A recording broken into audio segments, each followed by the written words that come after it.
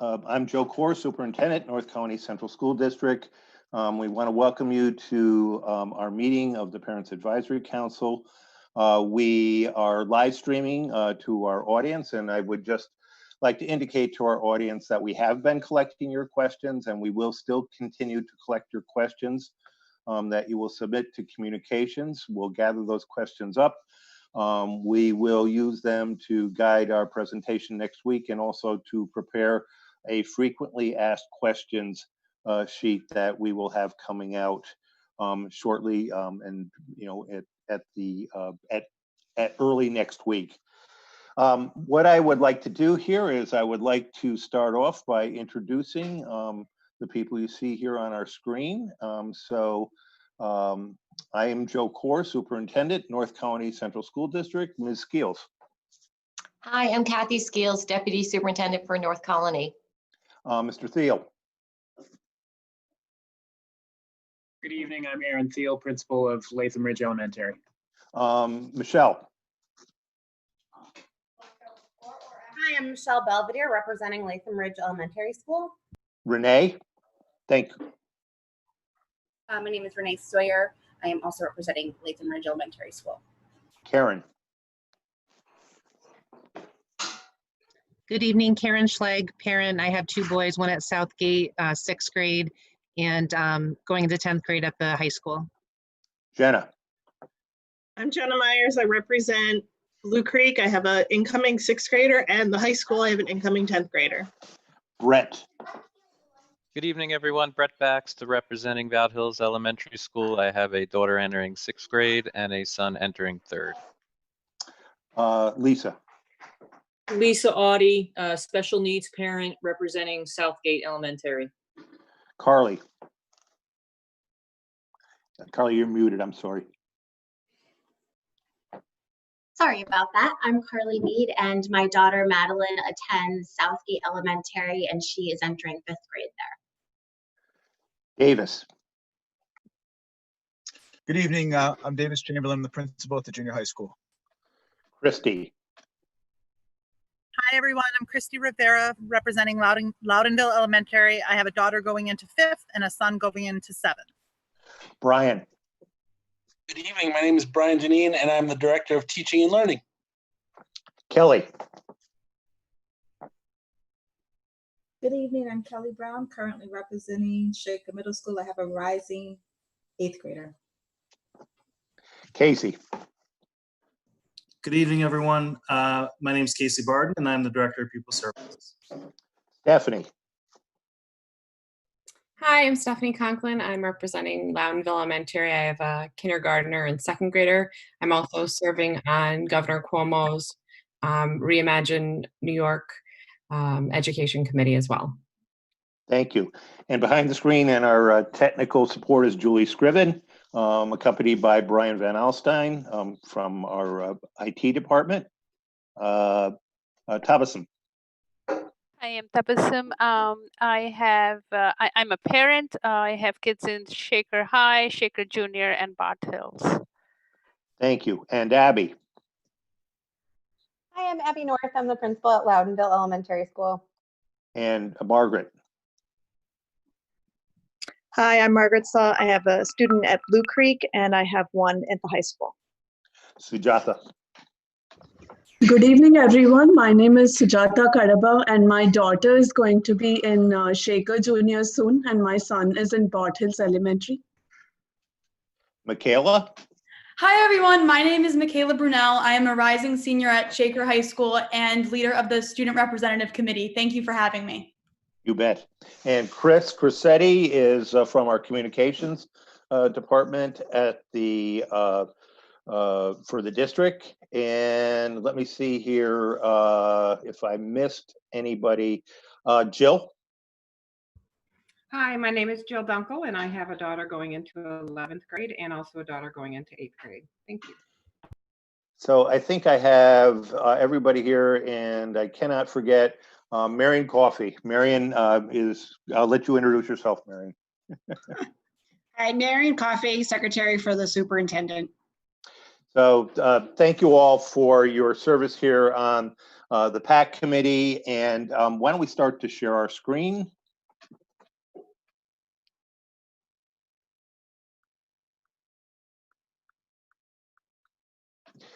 So tonight, what I wanted to do is this: is that there is we last week at our Parents Advisory Council meeting, we went over a possible scenario reopening a school. Our PAC has already seen that. I want to review that with our live stream audience, and then and Ms. Skeals, our Deputy Superintendent, will review that plan with you.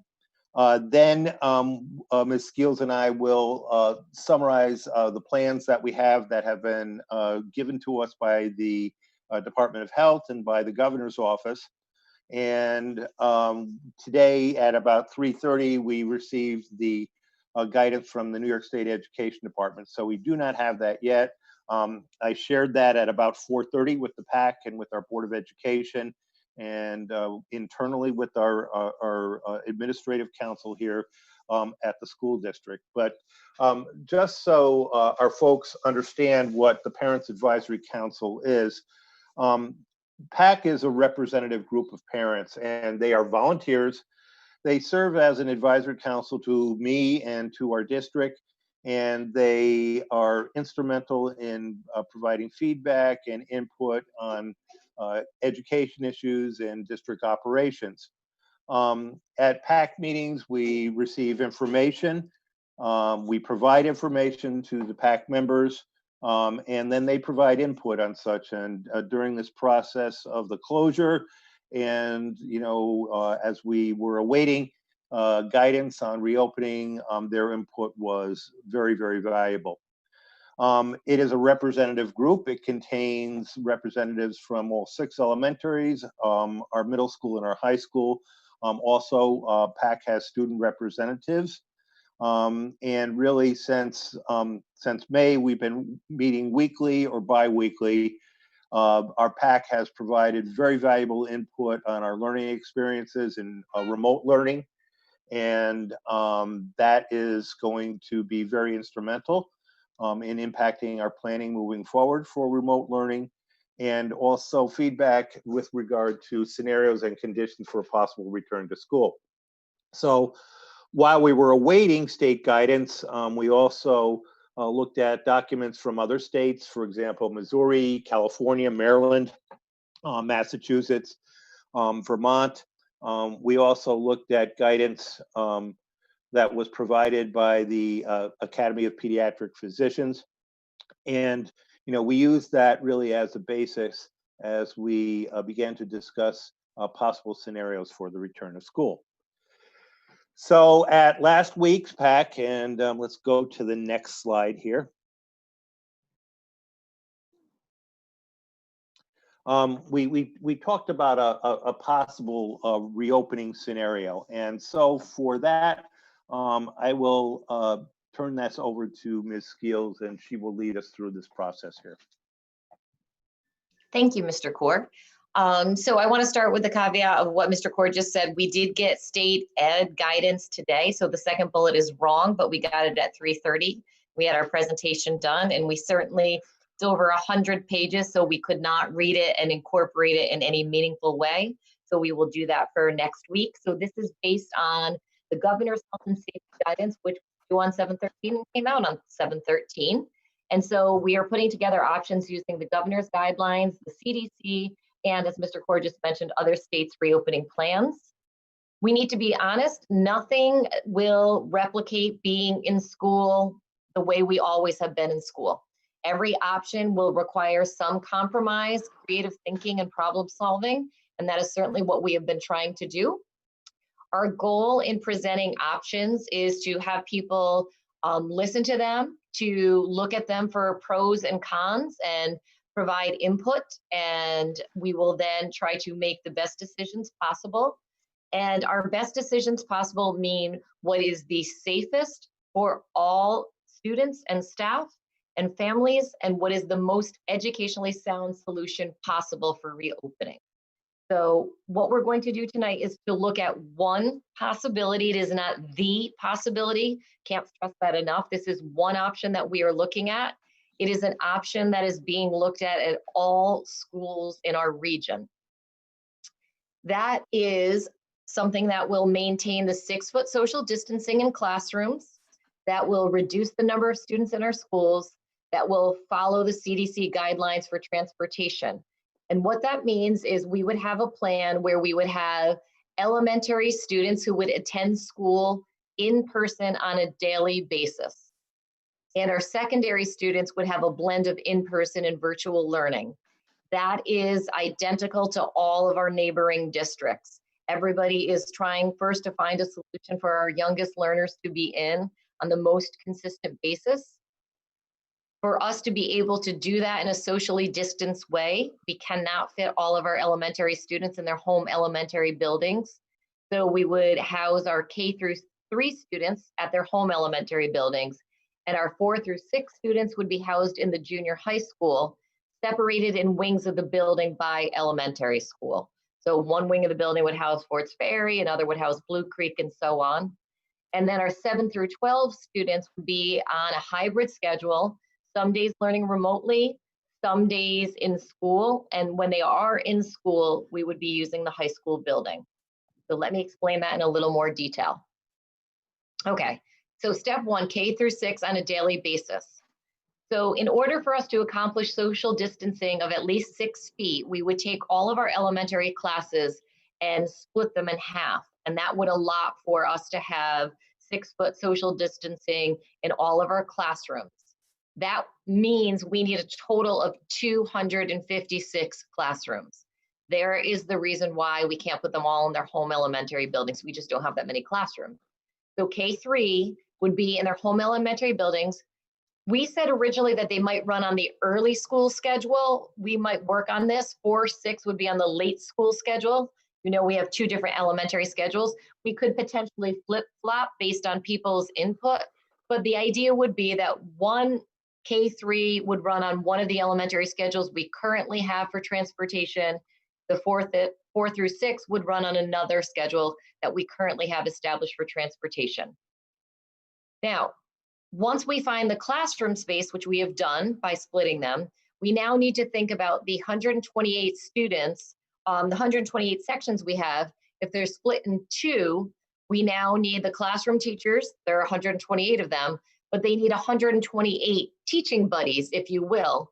So if the classroom teacher has 12 students, the other 12 need to be somewhere else, and we needed 128 additional staff members. Obviously, that is not feasible financially. It may not even be feasible to hire. So instead, we've come up with a way to do a rotation schedule with special area subjects. So what that might look like is, think about your elementary day, and we're working on 2 possibilities, but basically it gets put into 2 parts, either an AM and a PM, or a day 1 and day 2, and we're exploring both options right now. In part 1, whether it's AM or day 1, half the class, it would be maxed at 15, and that would still be allowable with 6-foot social distancing, would be with their classroom teacher. The other half of the class would be in a separate classroom, also maxed out at 15, where a series of specialists would rotate in to provide instruction. So what we didn't want was for the other half of the day, or the day 2 partner to day 1, that your children would just be in a room and someone would just be supervising them all day. So, and we know how important it is for students to have music and art and PE and activities with their counselor. So we came up with a rotation schedule that the elementary principals have been working on, where they might have the music teacher would cycle in and teach a music lesson. The art teacher would cycle in and teach an art lesson. Then they would have a PE time, and then they would have a library time. The counselor would come in and do some of our counseling curriculum. PE teacher, again, because PE meets more frequently during the regular school year. We would have enrichment activities that would be provided. They could be related to languages, they could be related to robotics, they could be related to problem solving activities. We would have a reading specialist, we would have a math specialist.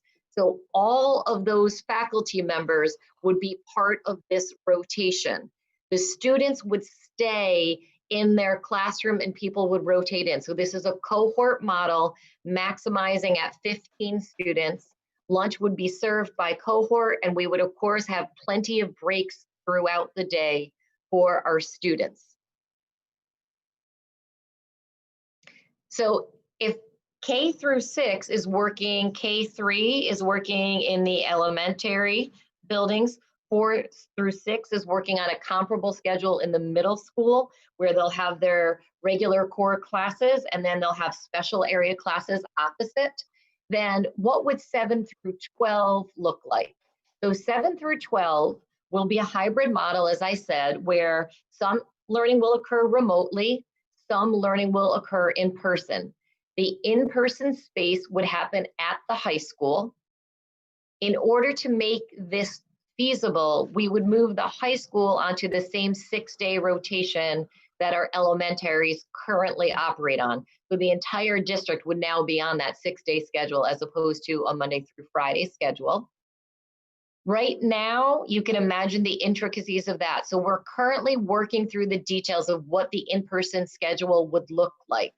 And we are basing it on these very important priorities.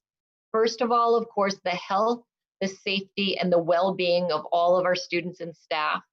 We will not be violating the 6-foot distancing rule. We will not be putting more than 15 students in a classroom. We want to make sure, once we know that we can ensure health and safety rules as is provided to us by medical experts and scientific experts and the advice that we are given by the state and our health department, our second and most important pillar is that when the students are in there, we're providing a sound educational experience for all of our students. And that means we will prioritize student-teacher relationships and interactions.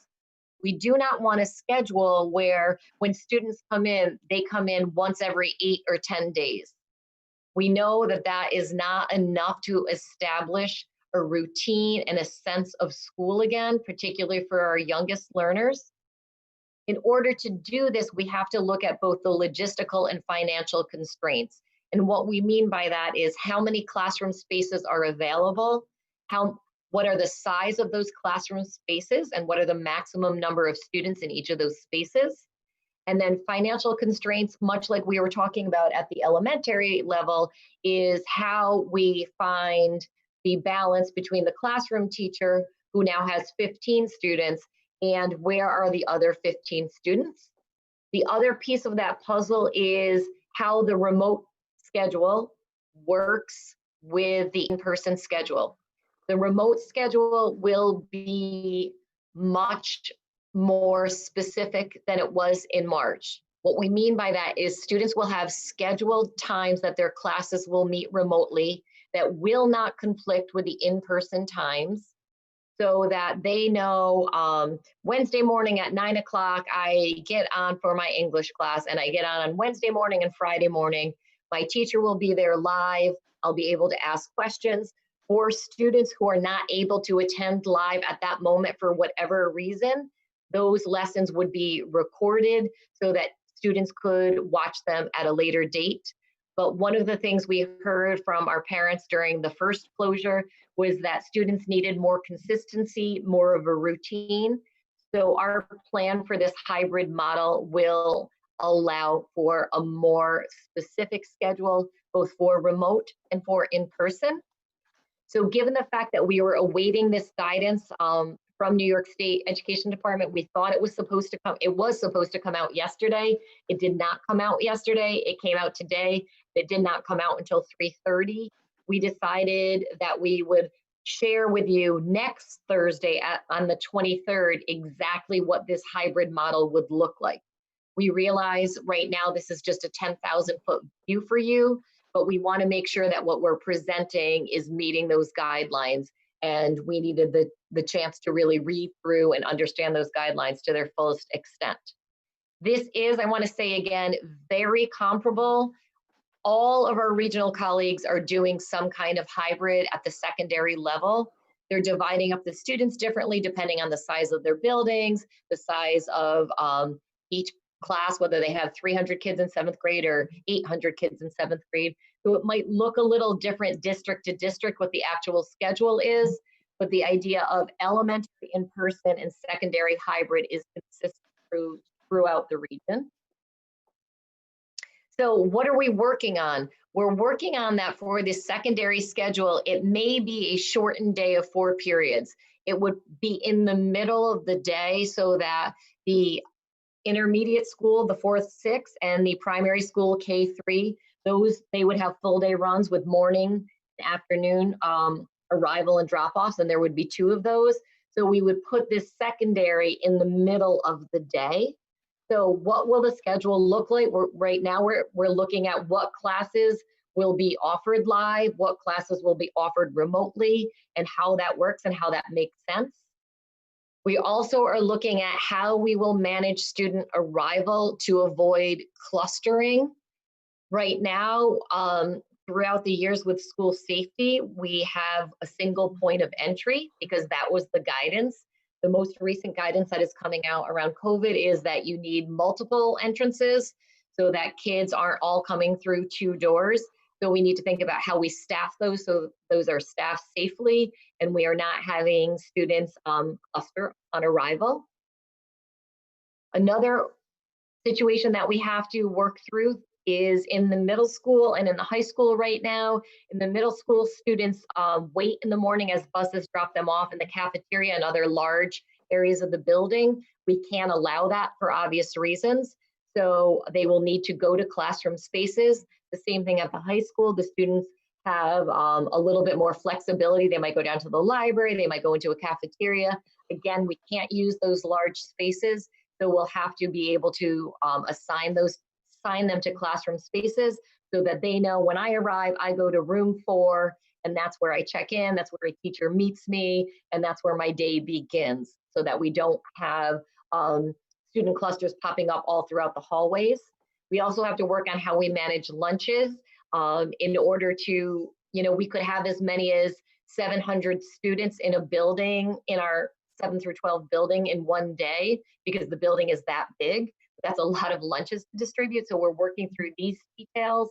We're also working through the details of the building layout, much like what Mr. Chamberlain was able to do with the middle school and setting up wings of the building to represent different elementary schools. We are working on how we segregate grades in the high school in different wings. So again, we are keeping students with a certain group all day long, as opposed to when the bell rings right now, pre-pandemic and 2,000 kids would just go into the hallway to move to their next class. That is obviously something of the past that in the midst of a virus, we can't do.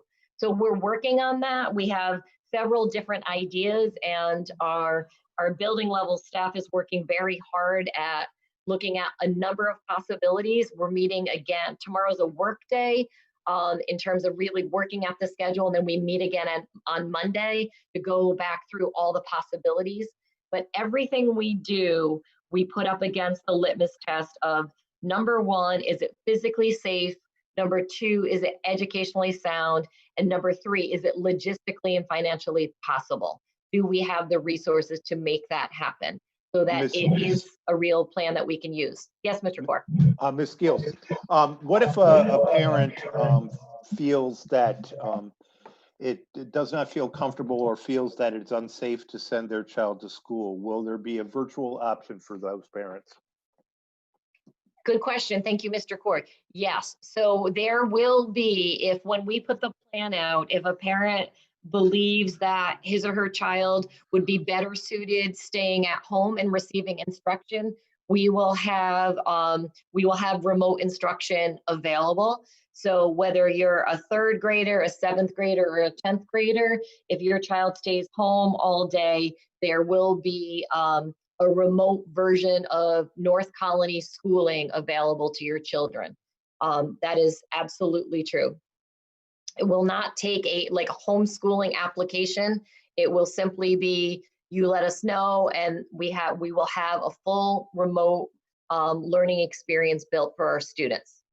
Good segue to the next slide. So while the building level principals are working on everything I just shared with you and getting to the details and checking the rooms and making sure we have the right student counts, which is a tremendous lift, as you can imagine, we are having our academic supervisors, so our supervisor of math and our supervisor of music and science, etc.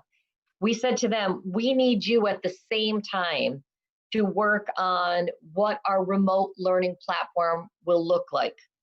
We all know that one day in March we were in school and then the next day we were not. And we also remember that initially we were out for 2 weeks, and then we were out for another 2 weeks, and then another 2 weeks, and eventually we learned that we would not be back for the remainder of the year. We learned a lot of lessons during that time. We understand that everything wasn't perfect in having to do what we really call rightfully emergency remote learning. It was an emergency situation, and Mr. Corr's favorite word, we pivoted on a dime. So some of the things we heard both from our teachers and from our parents gave us great feedback. Number one, we know we need a more organized platform for delivery. We know if you are home and you're trying to work from home and you have a second grader and a sixth grader and a ninth grader, and you had to go into a million different Google Classrooms just to figure out what the homework was, that was a lot of additional stress on very busy families at a very stressed out time. So that is one thing we are taking care of. We need a more consistent format. Even if you have 2 children and they are using completely different formats, or the formats look completely different, that's really challenging. So we want the format to look similar, whether your child's in 2nd grade or 6th grade, so that it's easier for parents to quickly go on, see what the homework is, see if your child has turned in the homework, see what the plans for the day are. So that ease of access is something that's a priority for us. When we say we need social emotional growth guidelines, what we mean by that is all students need social interaction, but particularly if we end up having to go remote because the virus rate increases and the governor says, nope, you're gonna have to, we started in school, but now you have to go back out again. We know that we can't provide just the academics. We know, particularly for our youngest learners, that they need time to see their classmates at least on screen, and that can be doing a read aloud or a class puzzle for the day or a brain teaser or something that is community building and not simply your math work. And so we're building in what that should look like and what the appropriate amount is per grade level. We are revisiting our grading guidelines, particularly for our secondary students. Our secondary students have a long history of being in school and understanding grading, understanding what grades mean and how your work earns you a grade, and that lets you know how well you've mastered material. The grading guidelines we were given in the region when we went out were not helpful. It might have been fine if we were out for 2 weeks, which is what they were developed for. We didn't expect to be out for 12 plus weeks. So we want to make sure that we have grading guidelines that make more sense should we have a long-term closure.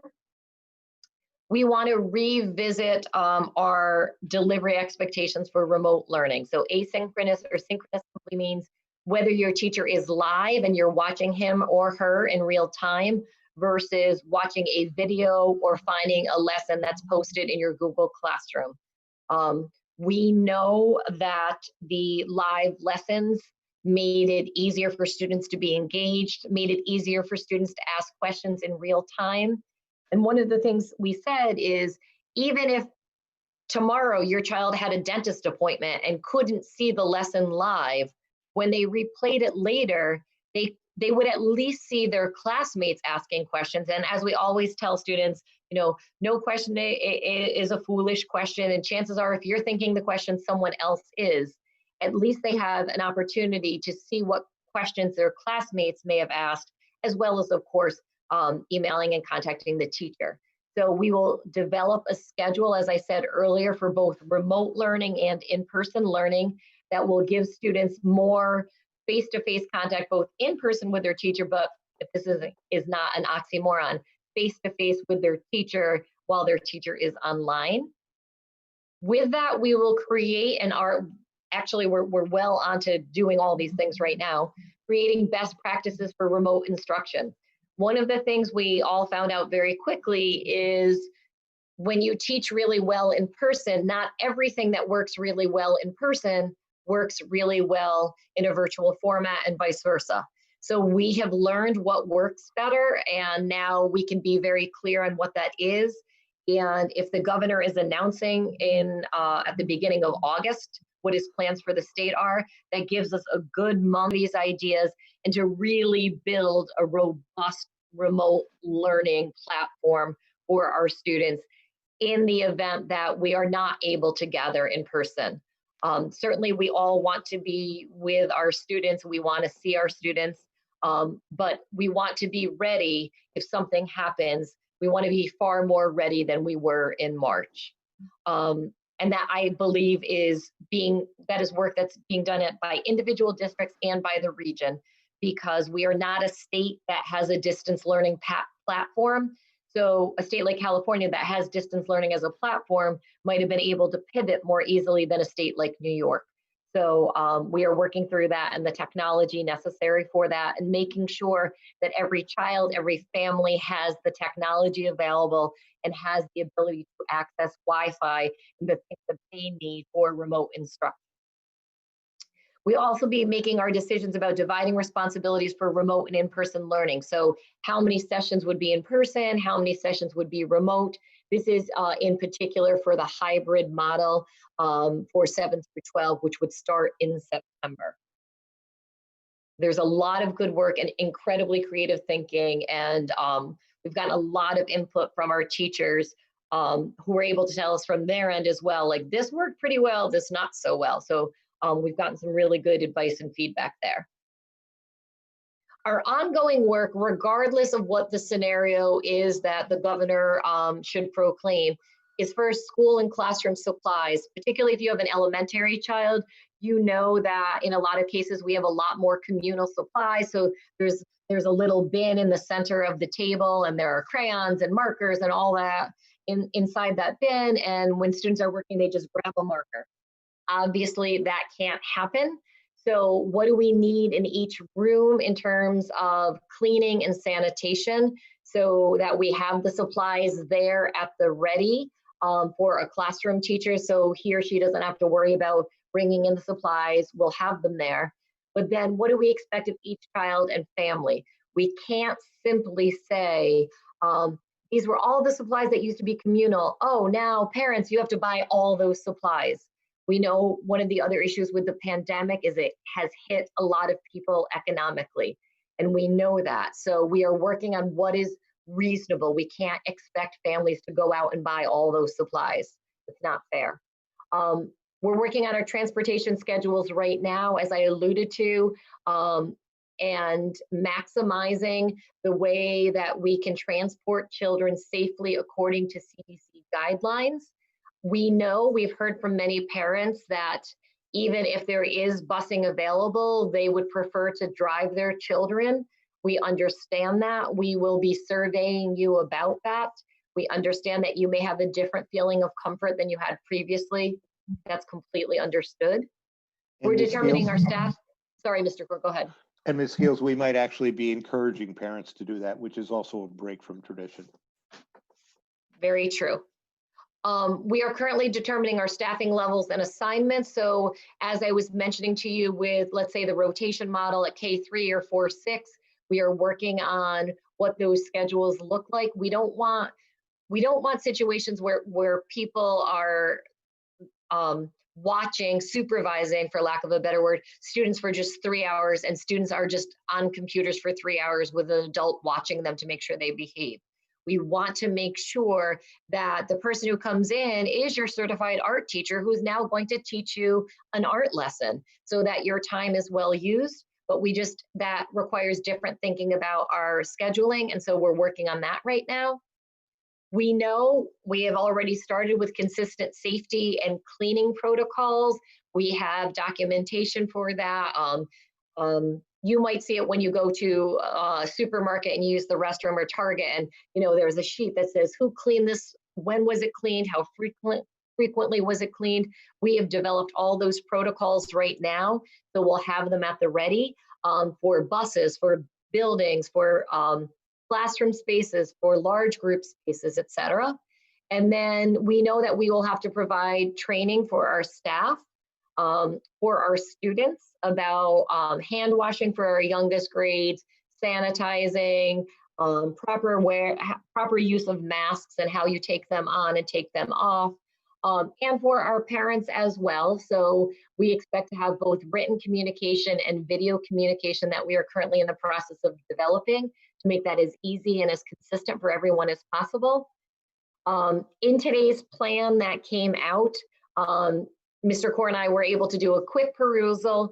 They have very specific guidelines for your action plan and your communication plan if someone within the community becomes ill with COVID-like symptoms, or if someone tests positive, or if someone went somewhere where now the health department is saying you must quarantine if you are not sick. That is very detailed. As we mentioned earlier, we did not have time to get all those details down for this night's presentation, but we will be sharing those with you, and we will be following those to the letter of the law to keep everyone safe. So one of the things we looked at long ago before we saw the guidelines was we had our buildings and grounds teams, our custodial teams go in and set up classrooms with desks, and having those classrooms and desks 6 feet apart. That is an undertaking. If you have a child in the elementary and you've been in the primary grades, you know that in most of our buildings, we have tables. We don't have individual desks. Those tables take up a lot of square footage, and we can't put more than one child at a table. So we are in the process of procuring individual desks. That is a huge purchase that we are undertaking right now so that we can move tables out and move desks in. We did that. We measured, we estimated the number of desks in each room. We looked at all of the building spaces, and you can see on this sheet, or on this slide, excuse me, the building level capacity from 300 students at Blue Creek up to 1,350 students at the high school. So maximizing, we could get 4,505 students in across all of our buildings. Our enrollment is about 6,000. So you can see that that does not meet our enrollment, which is where we get to the hybrid model for 7 through 12. We physically don't have the space to bring them all in every day and keep them safely socially distanced. We will say that in order to get to these counts, we have to use every available classroom in our elementary buildings. This is true of many of our neighboring districts. We meet with our neighboring districts up to 3 times a week to compare and share notes and ideas and thinking. So that means what used to be an art classroom is going to be used as a classroom. Because remember now, the art specialist is going to be moving to the children, not the children moving to the art room for the safety of the cohort. And then that opens up another classroom space. The music room gets used as a classroom, etc. So you can see that will not get us to our 6,000 plus students in the district. So that is part of the reason for the hybrid model. The other is, this is a bus capacity, and this was done by our transportation director. So in the left-hand column, these are, we have a number of different bus sizes, if you will. So our largest bus can hold 78 students when it's at full capacity. We have 6 of those buses. When we say 78, that means they are 3 to a seat. 2 to a seat would be 52. I think this is 1 to a seat. I can't see because of this waiting room sign. Is 26. Yes. I'm just gonna, sorry. Got to get rid of that, sorry. If we were to put a child 1 to a seat, but every other seat, that would be 13 children on that bus. And then the capacity here is times the number of buses, so 13 times 6. So if we were doing every other seat, we could transport 719 students in a run. If we were doing 1 child per seat, 1,400 students. If we're doing 2 children per seat, 2,800. If we're doing 3 children per seat, 4,374. We are obviously not doing 3 children per seat. We are most likely not doing 2 children per seat unless they are siblings. So if you have a 4th grader and a 5th grader, then they can sit in a seat together. If you have a 1st grader and a 4th grader, they cannot, because they'll be on 2 different bus runs, because K through 3 will be running on one schedule and 4 through 6 will be running on another. So if we look at this 1 child per seat, which is fitting with the CDC guidelines, which means students wear masks on the bus and they are separated at least 6 feet. The maximum capacity that we could run with all of our buses in play is 1,438. So that is another reason why we have to have separate runs, additional runs, and additional distancing. So we have, as you can imagine, we have every administrator on our team working on this, from our transportation director working on this, from our lead custodian working on cleaning protocols, from our nurses working on health and safety protocols, to our food service director working on the lunch protocols, to our academic administrators figuring out remote learning, and our building principals figuring out scheduling and logistics. For the next 2 weeks, this is the work. Our plan is due on July 31st, and we will continue to work on this plan. We'll present a much more specific iteration of this to you next Thursday. Next Thursday is the 23rd.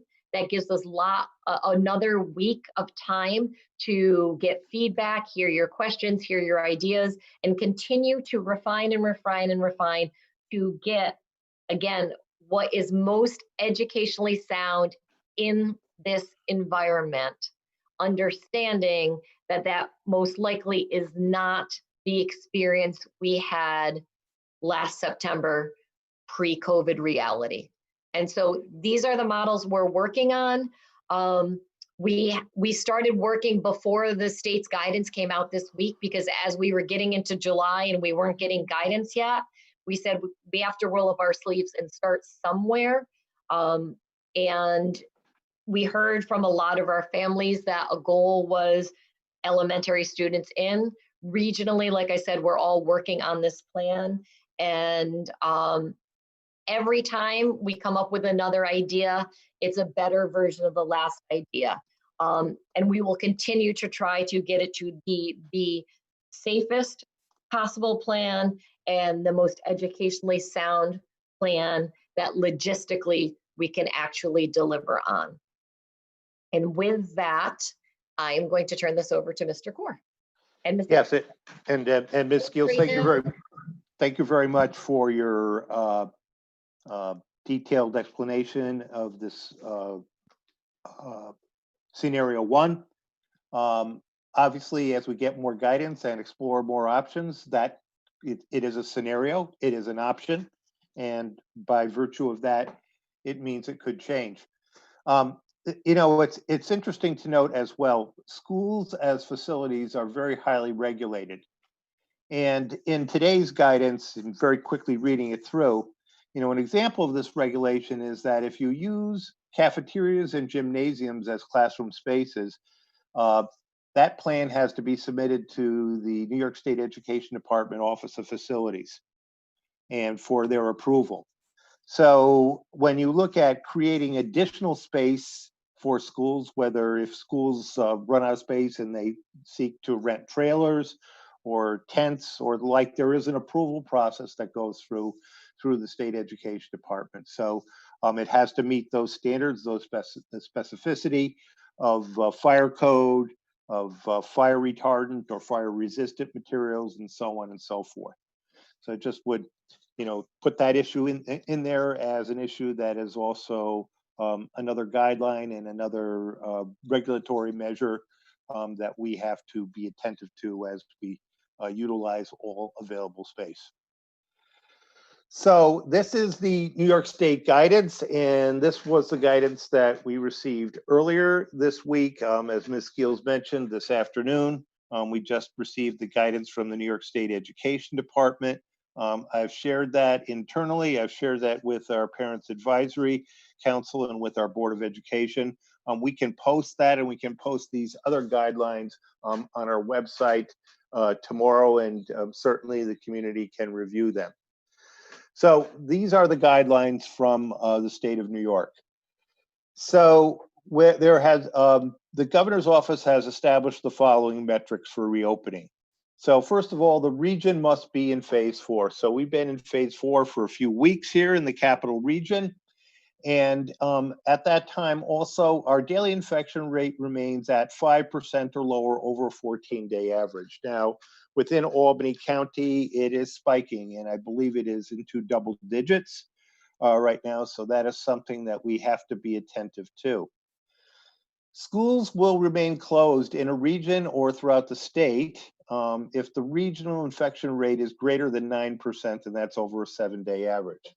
So there has been a specific metric that has been established for reopening and closing here.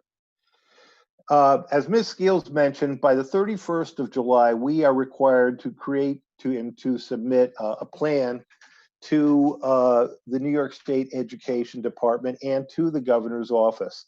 This plan has to be posted on our website, and it will be, and we must address the mandatory elements that are outlined in the document we received at 3:30 today, the New York State Education Department School Reopening Guidance document. We will be submitting an attestation to the governor's office and to the New York State Education Department that we have done this, as well as a link to our plan on our website. So just to sort of a breakdown here in terms of the main categories that were addressed in the governor's plan. So prevention is very important. We're going to be required to perform health checks and screenings, and that's a daily temperature checks for all students and staff. So essentially, this does not mean that schools will be required to do temperature screening at the door. This can be done at home, and there should be an attestation for every adult who comes into the building. So essentially, that attestation states that, you know, maybe some of you at your workplaces have had to do this. Essentially, you know, you meet the requirements for fever, you meet the requirements for travel, you meet the requirements for symptoms, you meet the requirements for exposure. And basically, what happens is if you do not meet those requirements, you're going to be denied entry into school. You're going to be sent to a dedicated area and either be picked up or be sent home immediately. And essentially, schools will have to conduct extensive training, as Ms. Skeals mentioned here previously, signs and symptoms, recognition of that in every person in the building, both students and staff. With health and safety, there go considerable cleaning protocols. Ms. Skeals mentioned those, and they will have to be documented through the maintaining of logs, including date, time, and scope of the cleaning. Identify the cleaning and disinfection frequency for each facility, and assign that to specific staff. This is other language that you use. There's language that's considered mandatory. There's language that's considered a recommendation. So again, consideration to providing wipes to faculty and staff, to clean commonly used surfaces, and then of course appropriate hand hygiene and use of alcohol-based, 60% alcohol-based hand sanitizer. High touch surfaces are a priority. Work to install touch-free amenities, water bottle refilling stations, trash receptacles, paper towel dispensers where feasible. And again, make sure that hand sanitizer and cleaning products are made available near those high touch surfaces. Closing water fountains, that should be a consideration. It is not a mandate unless they are a bottle refilling station. We do have these in our schools. But primarily, the key point here is encourage students, faculty, and staff to bring their own water bottles to school or to the workplace and use disposable cups. Social distancing, we have to maximize social distancing at 6 feet in all directions between individuals. So that's, the generic rule at all times. However, in certain circumstances, we need to go beyond 6 feet and we need to project out 12 feet. And so those specific 12 feet circumstances would be activities that require voice projection, i.e. singing. In music, it would be playing a wind instrument. In physical education, any kind of aerobic activity. That would be an example of where we would have to socially distance at 12 feet. Signage and, directing traffic flow will be important. So we are encouraged, just like at your grocery store, bi-directional foot traffic using tape and signs, arrows in hallways. Those are ways in which we would be asked to do that. It is also, again, this is, an area here where we continually seek to refine and clarify, but strongly recommended that all wear appropriate face coverings when it is difficult to socially distance. Mentions here that face shields worn without other face coverings are not considered adequate protection or source control against COVID-19, should not be used. In the guidance we received from SED today, however, and this is something we're going to have to reconcile, they were listed as a positive source of PPE. And face coverings were not mentioned as a requirement for that. So again, we're going to need some clarification on these because there are some slight discrepancies between the sets of guidelines that we've received. Mr. Core, I think when I looked at that more carefully, it's the face shield alone in the guidance was not acceptable, but the face shield with the disposable mask underneath was acceptable. Oh, okay, thank you. That's great. That's good. Sure. Good clarification. And essentially, face coverings must be worn in all common areas of the school. Now, certainly special circumstances for students who, whether there's social emotional issues involved in the wearing of the mask, whether there's other health issues involved in the wearing of the mask, they can be considered exceptions to that rule.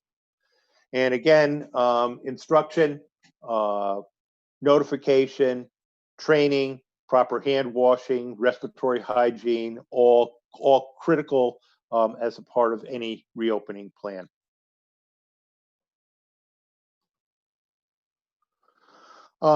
Facilities, again, social distancing is imperative here.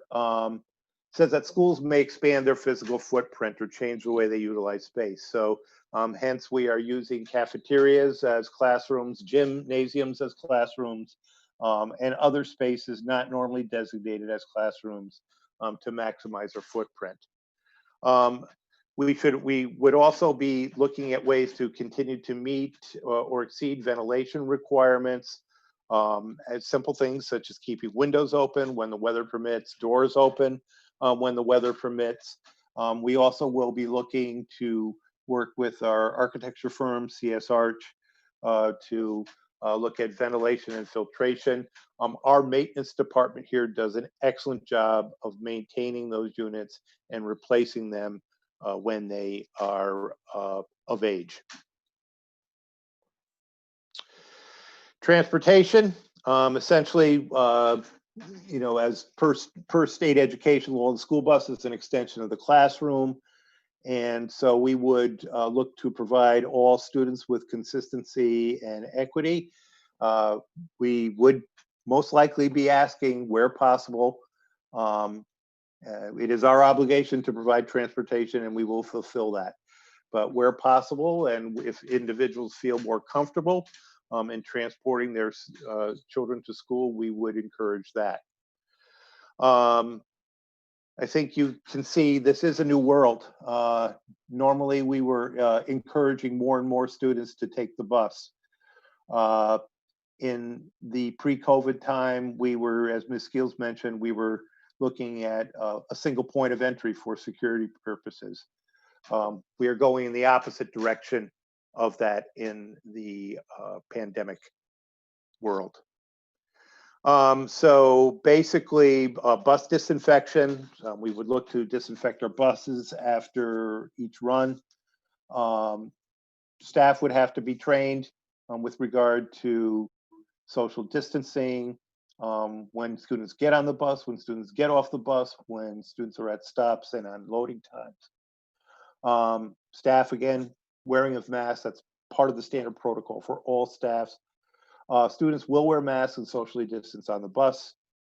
And we are obligated to continue our transportation to homeless students, those in foster care, those who also attend private, parochial, religious, independent, charter schools, those with disabilities. So that will not change.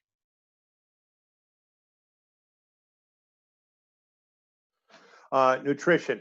Essentially, nutrition is a very important part of the school experience and very important part of the New York on Pause experience. And very grateful to our food director, Ms. Lisa Ostrowski. She served tens of thousands of meals. I think we've long passed the 60,000 mark. We're probably pushing more towards 75,000. And these are meals that were grab and go meals. These are meals that were delivered all throughout COVID-19. And we continue to do this throughout the summer because it is absolutely the right thing to do. So essentially, we will continue to provide meals to all our students, whether they are in school or in remote. We basically will address applicable health measures, obviously, when children are eating. It will be a mask off issue. We will follow child nutrition program requirements, and we will communicate with families through multiple means in the language spoken by the family. The issue with nutrition is also important too when we look at how we serve. So in each of the schools, we would not be looking for students to congregate in a cafeteria. Meals may be delivered to the classroom, or students may have some experience with grab and go. And of course, we will honor our obligations and our health and safety of all students with food allergies, and work to resolve those plans as those matters as well.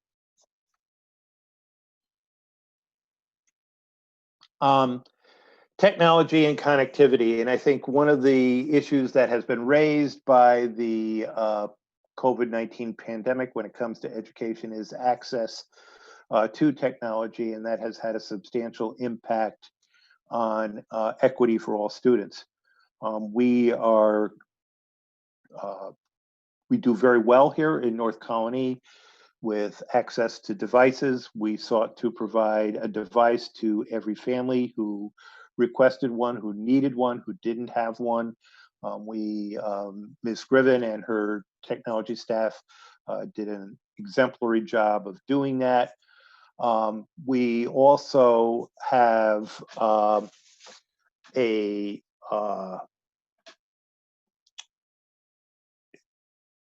we have good access to broadband services here in Latham and Colony, unlike some of the rural areas in our state.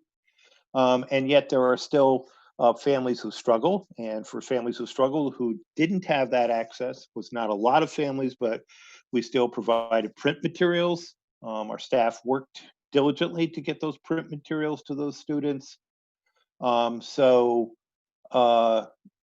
again, that is a continuing and ongoing effort on our part to make sure that we have connectivity, but we will be obligated to know who doesn't have such, to make a plan to make sure that students either get that level of connectivity or that we provide materials, and make sure that they have the opportunity to participate in the learning and learn and master learning standards in either a remote, blended, or in-person model.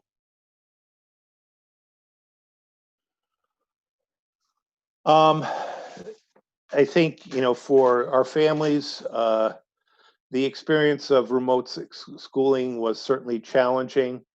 So we are going to be expected, and we will gladly do this, provide instruction to family, IT support for students and families, consistency of platform for students and families, and as Ms. Skeals said, working diligently on perfecting the delivery of remote instruction using the lessons learned while we were in the quarantine period. Schedule. So this is the huge challenge for us right now. Essentially, we have to create 3 plans, one for in-person instruction, we're doing that. Remote instruction, we're doing that, or a hybrid of both in-person and remote, and we're doing that as well. So basically, these must be equitable for all our students. They must provide for continuity of learning. Learning must be continuous. There must not be breaks in that learning. It must be based on New York State learning standards and performance indicators. We know, too, that the daily interaction between teachers and students was critical.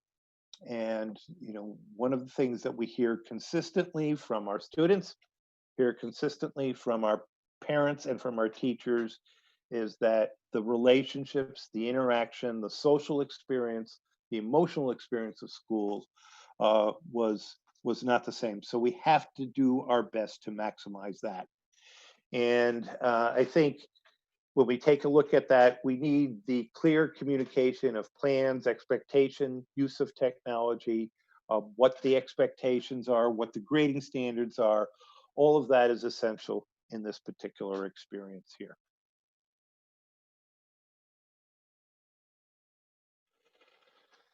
So as best we can, we are going to be asked to cohort students, in other words, contain students in groups to limit mixing of students and interaction with students. We want students to have interaction, but we don't want them to interact as they would be at a mass gathering. So I think what we are looking at is to self-contain students, to put them into a cohort or a pre-assigned group, to limit the movement, but at the same time too, realizing that students will need breaks. They will need mask breaks, they will need opportunities to move just as any humans do, and especially as young humans do. So we're going to have to work on that while simultaneously working to prevent intermingling between cohorts, making sure that we keep them as consistent, same groups of kids working together, going to school together as possible for in-person instruction. And essentially, faculty can instruct more than one cohort, but social distancing is imperative throughout the process. We would also have to consider staggering our arrival times, our pickup times to facilitate proper social distancing. So we also have our elementary principals in particular looking at the whole process, and actually all our levels looking at the process for arrival and dismissal. The State Education Department has promised some flexibility. So flexibility with the minutes per week in the unit of study requirement, because we can't replicate that in a virtual environment or even in a hybrid environment, or perhaps even in the in-person environment that we have now. Flexibility on physical education delivery. Again, if we're maximizing every single space within schools, physical education must by nature move outside. Our physical education faculty developed some very creative lessons for fitness and for movement for all our students K-12. That's the nature of where we want to go. We would have to figure out how we blend hands-on and virtual science lab experiences. We would also have to figure out how we would allow for remote or virtual learning experiences for CPE and CDOS programs. There's a question in the chat room came up about for special education students, and we have this conversation that some students may have to be in all the time, and that would be in the 7 and 12 environment. So we currently have a summer program where we are educating 140 students in our extended year special education program. We've been transporting students to school. We've been bringing them into school. We've been running that program. It is being run at the high school. We've been implementing the distancing. We've been implementing the protocols for screening. We've been implementing the protocols for the adults. We've been implementing the cleaning schedules. So we've been doing a lot of what we were being asked to do on a much smaller scale. We will now have to replicate for 140 kids, potentially what we do for 6,000 kids phased in over a number of days. Again, so the move is to maximize in-person instruction. And, when we look at I think, the thinking that we have to do on this is this. When you talk to students, when you talk to faculty, when you talk to parents, the big concern that is always consistently and constantly expressed is the loss of I see signage here.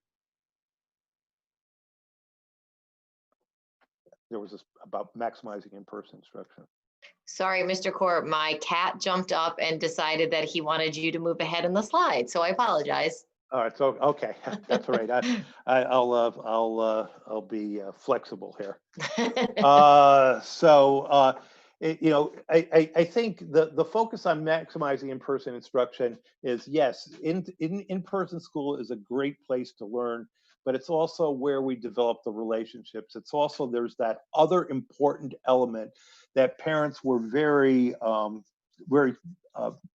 strong in their advocacy for the need to maximize in-person instruction in school.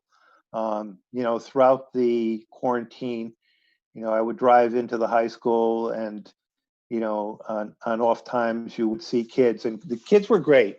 They would park their cars in a circle, they would socially distance, but that's how they met. And they got that social interaction that had been so missing for them. And that can't be replicated through a computer screen. So when we look at that, we have to maximize that in-person instruction. We have to take a look at what is that experience going to be like, and our group, our administrative group, our teaching group, we're gonna be looking at that and trying to make that that relationship experience an important and meaningful one for our students. But basically, this mentions here finding alternative spaces in the community to allow for more in-person instruction. And I think, we really need, the governor's office and the state education department of facilities to really communicate on that, because it is not as simple as just simply using a vacant building in the community to house kids. There are state education department facilities regulations that govern that, and that is normally a very lengthy process to make that happen. the workplace rules and the facilities rules that govern schools are very different from those that govern other buildings in New York State. Essentially, we would have to adjust work hours. Then we have to factor in transportation. We have to factor in a number of things to make this work. Essentially, this is an interesting point here too, to limiting the number of people in the building only to those staff who need to be necessary during the working hours. Also bring in only people who are necessary into the building, accommodating social distancing. Schedule staggering has been mentioned before, reducing congestions in our major gathering places, which would be larger rooms, hallways, and so on. And basically, looking at engineering the building and the movement throughout the building so that we minimize contact as much as possible. But I think, all ideas that we've talked about here, there are certain students such as our special education students, our English as new language learners, who may need to be for in-person learning more so than others. And I think too, Mr. Core, one of the things we are thinking about is obviously, there is guidance right now that the virus, we are better if we are outside. So Yes. Providing as many outside breaks for our students as possible. In the high school, we have internal courtyards, so they're outside, but once you're in the school, an outsider can't get to them. So using those spaces as both break spaces and also on occasion classroom spaces, certainly in the fall when the weather allows us, that can also be another way that we are creative in our thinking. We will, yeah, and we will have to factor those breaks in. We will have to certainly require that students get a break from wearing a mask at time.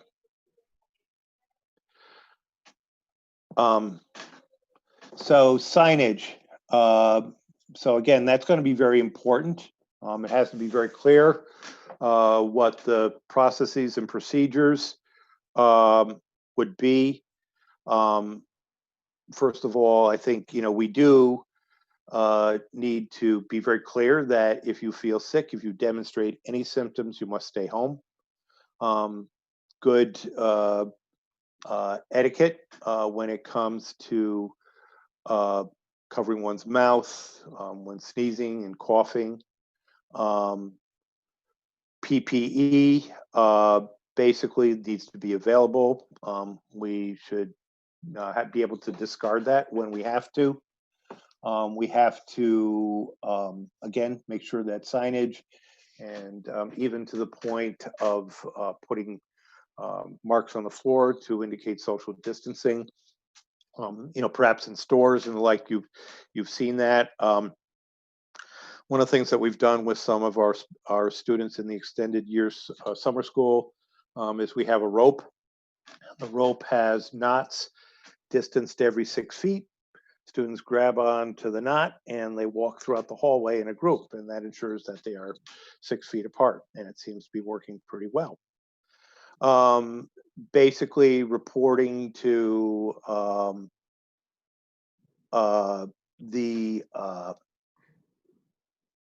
excuse me here for a second. Reporting symptoms, extremely important. Hand hygiene, disinfection, respiratory hygiene, cough etiquette. That signage is all important here as a reminder.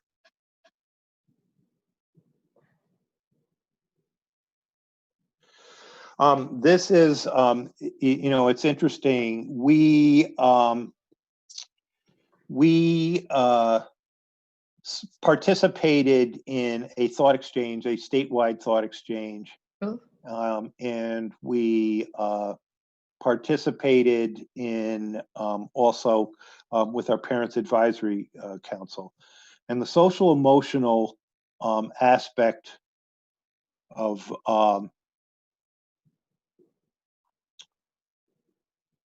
Sorry, Mr. Gore. Okay, no problem. Okay. I'm sorry, Mr. Gore. Tonight, my cat has decided that he wants to keep landing on the mouse, which keeps advancing the screen and doing other strange things. So my apologies. Not a problem. I'm sure he just wants to be of assistance here in helping us with our presentation. So sorry. All assistance is welcome, human and otherwise. So social emotional well-being obviously is a very important concern that is expressed by all parties throughout the state. And so that has to be a top priority. You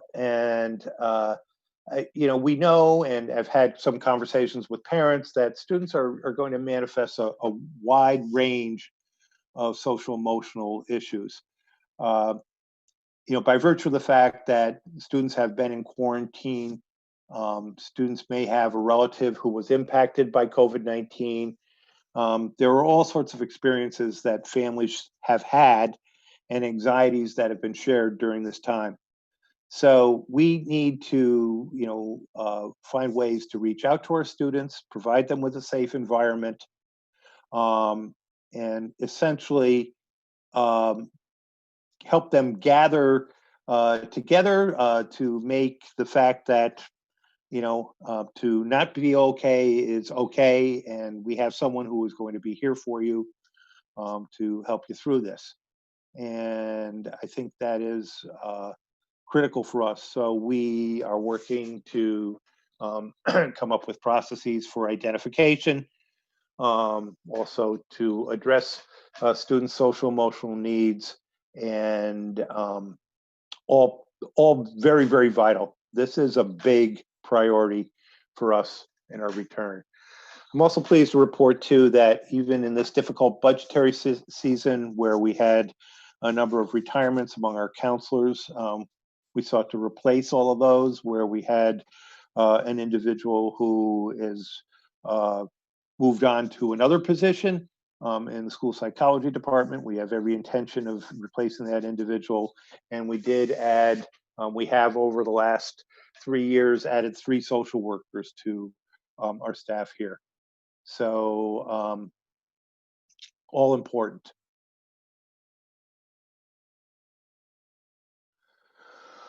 So special education, essentially what we have here is schools are required to provide a free and appropriate public education with the need to protect the health and safety of students with disabilities. So certainly we are looking at ways to bring our students with special needs in more, especially at the 712 area where we have hybrid learning. So that is also an important component.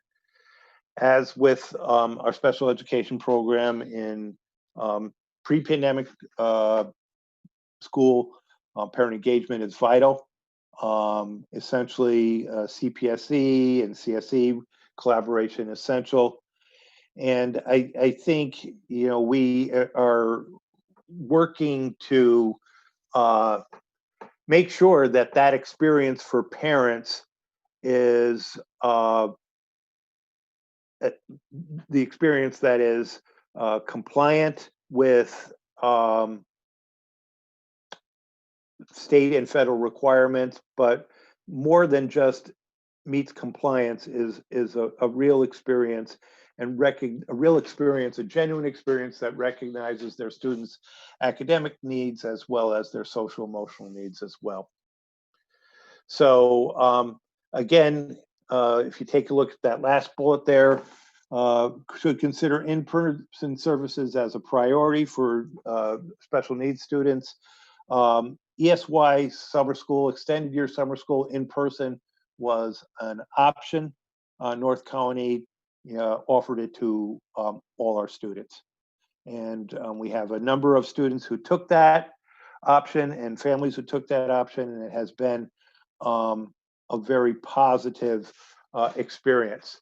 By far and away, we have the biggest extended year summer school, I believe, in this region. It's been running very well at this time. So I say that by virtue of the fact that, you know, we do recognize the importance and the need of in-person education for our special education students.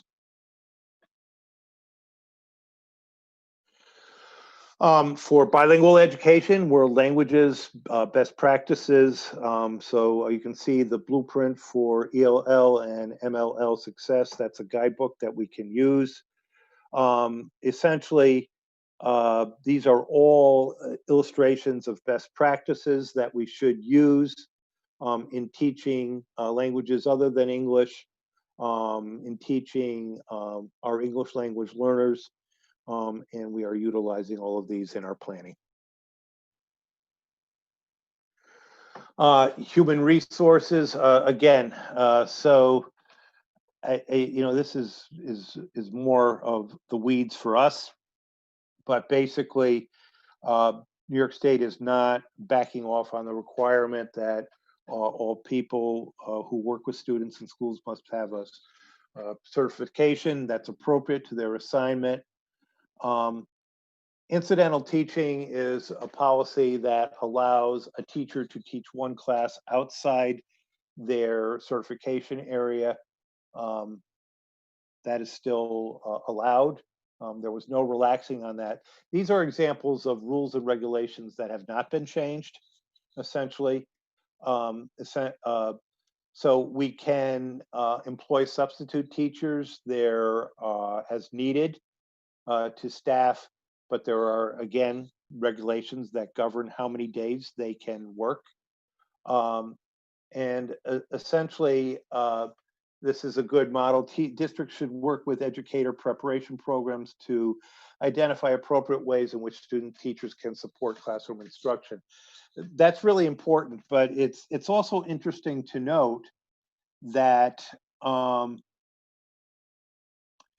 institutes of higher ed are also grappling with their own problems about coming back. And I did approach one local institution of higher ed about students who might be interested in coming in to support us. And that particular institution, I haven't given up on that yet, but that particular institution expressed reluctance to do that by virtue of the fact that their students would be going off campus, interacting with people off campus, and then coming back into the dormitories. And indicated that that didn't quite sync with their plan at that time. So I think nonetheless, this is something that we could and should continue to pursue. The next part would be APPR. APPR is the teacher evaluation plans. So districts should look at those. Vulnerable populations, basically looking at what is going to be the policy for people who are vulnerable, who do not feel comfortable to return to in-person education. And we would look at providing remote learning or telework as the option for them. And you know, we would certainly be making those accommodations. So if parents are reluctant or concerned, or faculty or staff have a condition that makes them part of a vulnerable population, then we will have to plan accordingly for remote instruction. So a remote instruction will be an option for those individuals. And returning to school. So basically, this is the protocol when an individual has been sick, returns. Essentially, that there has to be documentation. A healthcare provider shows that the person is okay to return. There is a negative COVID-19 diagnostic test. Symptoms have been resolved, and we have guidance from New York State Department of Health for public and private employees on the return to work that we will utilize for this. So what's next? So coming out tomorrow, we have a brief parental survey, and it's primarily for us to gain some data here as we continue our planning process. So the questions that will be focused on tomorrow will be essentially in broad and generic ways on parents' intentions for the return. Do you intend to return your child to in-person school when it is offered, or in the secondary plan in the hybrid model, or will you be looking to continue virtual school? The other second important component of that will be questions with regard to transportation. Do you need or will you be utilizing school transportation? And so that will be coming out tomorrow, most likely tomorrow morning. We will have another PAC meeting 1 week from today, same time. That's Thursday, July 23rd. And we will work off the guidance that we received this afternoon. And essentially, we will work to address some of the themes, the big themes that were raised in the questions that our community has given us already, and that will come as a result of this presentation tonight. We also will be working on putting up a frequently asked questions sections on the website, and we have to have our plan up, posted on our website, and ready to be accessed by the Office of the Governor and the New York State Education Department by the 31st of July, the end of this month. And so that concludes my presentation for the evening here. So Mr. Core, our PAC members have put some questions in the chat, and I stopped monitoring them when my cat decided to start monitoring them. So, but it might be helpful for the community just to hear some of those questions and some of the responses that we might have put in. I think at the beginning we got these. We talked a little bit about special education and outdoor spaces. There will be, someone asked about tracing and what we will do if somebody does test positive, be it a student or a staff member. We got a tremendous amount of guidance about those procedures in today's document that came out at 3:30. So we will be able to post that for you, but also talk more about that next week. But there are significant rules that we will have to follow, which will be really helpful. We will be having, in addition to that, there are several things about communication to parents. This will be a community effort, and the screening of children before they come to school and being clear that there will always be a remote version of instruction available. So if your child isn't feeling well, you really do need to keep that child at home. And so we'll talk more about that. And again, more of that came out in today's guidance. We have talked about children having guidance if they're going to a new building and the ways that we can do that, depending on what the state is allowing in the month of August. So whether that is a remote meet and greet, a remote building orientation, or an in-person, we are planning for both of those responsibilities because we know that that will help students and families to feel better and feel more secure. There is a question about the cohort model for older students to try to minimize gathering in the hallways. We are looking at the most we can do to minimize that. That is in some ways very challenging for us because of the number of courses by the time you get in 9th through 12th grade and what students need in terms of graduation requirements. But that's one of the reasons we didn't come out with the exact model today, because we're trying to look at the ways that we can do that. We will be making lots of videos. We're getting better at our video making technology all the time. So we will have all different kinds of videos that are made for students, videos that are made for parents, so that it can help everybody, children and adults, to feel more comfortable about some of the rules that have become part of our new normal. And I think that's also an important part. And we will be working a lot with our families to talk about, we really are going to all be in this together. just like we are right now in our state, and trying to really, you know, I do what I can to protect you, you do what you can to protect me, and that's how we all stay safe together. And we are a great community, and we are very fortunate about that, and we will do everything possible as a district to support that work. We are looking at apps and technology to make a lot of this easier, and our region is actually looking at quite a bit of that, so it will make some of this work easier. We actually did develop our own app this summer. We did. Currently, all of our employees who are going in have to do an attestation every day, answering the main questions about any exposure or potential risks.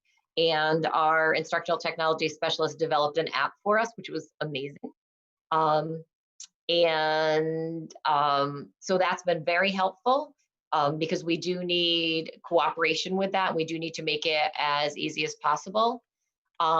Someone mentioned that their child is in the current summer program and that it has been going wonderfully, that her child is very happy, and they are thankful that we are offering that program.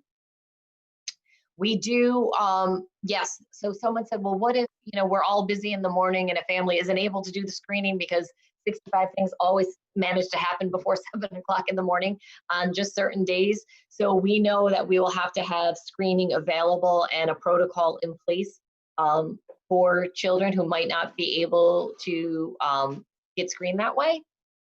And so one of the questions that's in the chat, and we do believe we are going to be talking about, we're going to be asking a question, Mr. Kaur, on the survey about this as well. Communications team and I were talking about that, is the state guidance is about mask recommendations as opposed to mask requirements for students. And there is there are required areas, for example, the bus, for example, common areas.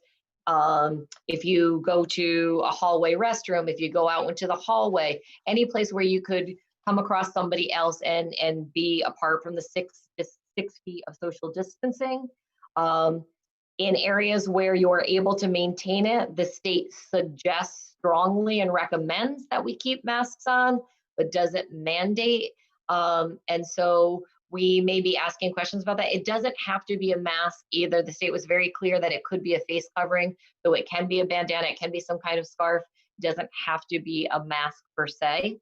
So we will be asking some questions about that because that's a really, that's obviously an important subject. And we are thinking that there may be more guidance regionally on that issue. Obviously, we're seeing more and more of our corporations. I just saw today, like CVS and other stores are now requiring masks in their stores, even in states that aren't requiring masks. We have a mask requirement in this state, so we will be looking for more guidance on masks. We're going to ask you about it a little bit in the survey, but we will revisit the mask conversation a week from now. Now that we see that it is listed as a recommendation as opposed to a requirement. And I know that's a question on a lot of people's minds, faculty, family, staff, and we all understand why. So we want to make sure we clearly understand what the guidance is asking and then be able to have a conversation about that because we understand why that's very important to people. Thank you, Ms. Skeals. I'm just kind of curious in terms of, do we have a sense of what our attendance was in the live stream tonight? We do, Mr. Kaur, at the high spot, which is probably when my cat was running the program. No, at the high spot, it was about 575 people. And then it settled in around 450 people. Wow, that's great. So, it's really great. That is awesome. And it's right now it's at 415. That's terrific. As we're getting later and people are probably putting children to bed. Yep, that's terrific. That's terrific. Any additional questions here from our Parents Advisory Council? Also, to the people who are watching every week, our Parents Advisory Council gives us many questions, ideas, suggestions, resource links. We save the chat every week, and then Mr. Core and I go through it and look to make sure we've addressed the question. So we'll go back tonight, anything that we missed, because sometimes we just miss things in real time. Obviously, we try to bring back the next week. So we do save the chat because we find a lot of good questions and ideas in there. And we are appreciative. Our parents on the PAC are asking what they can do as community members to help us reopen schools safely. And we will, I am sure, be taking you up on that offer for assistance.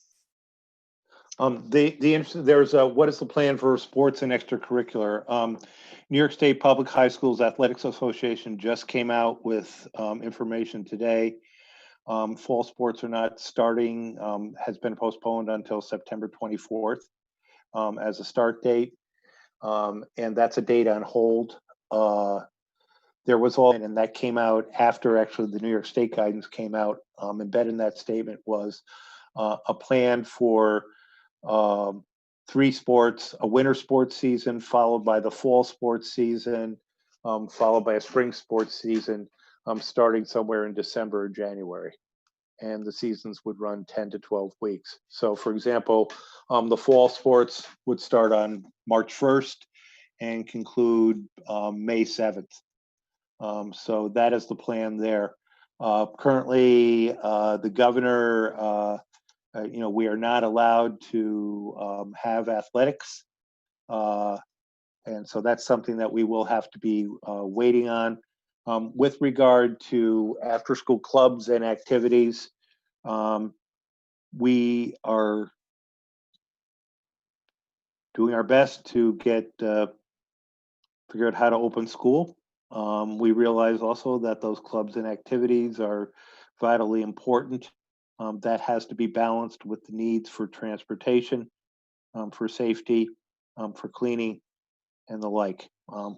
Certainly something that we will have to attend to and figure out if we can do it, and if we can do it, how we can do it safely. Ms. Skeals? I'm sorry, I was just going to say that, and I know this would be an important question for a lot of parents who are watching, as well as the parents in the PAC. A lot of our families use the CYC programs for either before school care or after school care. There was guidance within today's documentation that came out about those kinds of programs on the school site. So we will address that topic next week. We just got that guidance today, and we also need a chance to talk to our colleagues from the CYC. We understand how much parents rely on that, and so we will spend some time between now and next Thursday in communication with CYC so that we can give you some more specifics on that. Right now, we don't have that answer tonight. And Brett had Brett has the big question out there. Let's assume there's a vaccine. Is there a chance that school could go back to normal in the spring? And, if we can get 325 million Americans vaccinated by spring, I think we would all love to find a way that we could all come back together safely again. And that is the goal ultimately.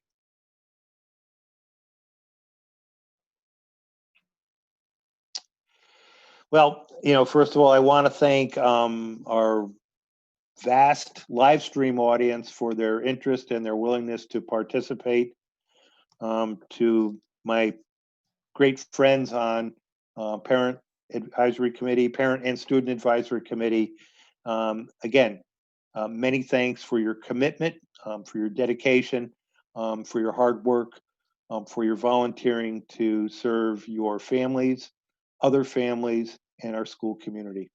We are so grateful to you for that. Thank you very much. Have a good evening. See you next Thursday. Take care. Thank See everybody you. next Thursday. Take care.